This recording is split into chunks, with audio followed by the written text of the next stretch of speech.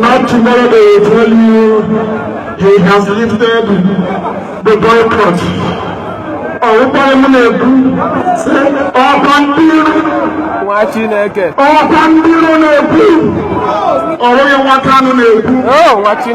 There will be no elections in Biafra land ever again.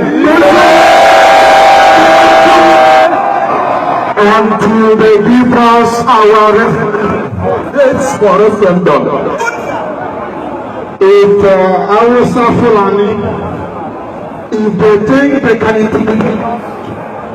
can use their Janjaweed army and police to harass the submission, they are mistaken. Everybody are planning